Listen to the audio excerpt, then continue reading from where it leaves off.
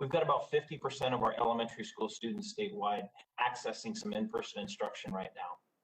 When you talk to families or you're in these classrooms, which I get to do through Zoom and a couple of insight visits, you see the magic, that the faces light up. The human contact necessary for young people to fully develop both academically and socially, emotionally is amazing. And the energy that's out there is inspiring. And I want to just encourage and thank folks for that.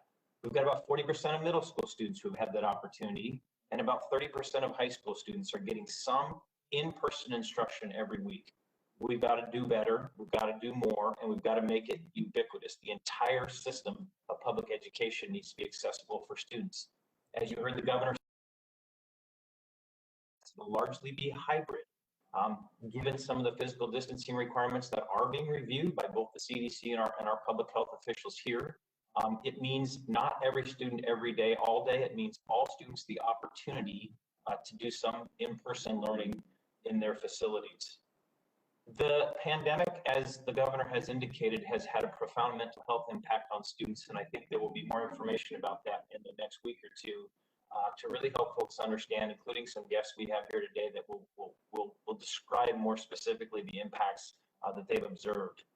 What we see in the education system is the effects of isolation and the trauma of what's happened for a lot of our students. In the form of engagement or student attendance, we are unfortunately at every grade level seeing impacts, but especially middle school and high school, where we take a 3-year look every January for the last 3 years and see that attendance, full day of absence, additional absence this year, a spike we have never seen.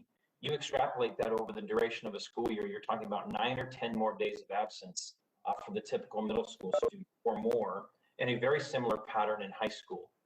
As a result, academically, students are struggling as well. We're seeing D's, F's, incompletes, and no credits up this year, and specifically students who are F, incompletes, or no credits at the high school system. We see a significant jump there. Unfortunately, it's from 17% of all of our students receiving one of those designations in at least one class to 25%.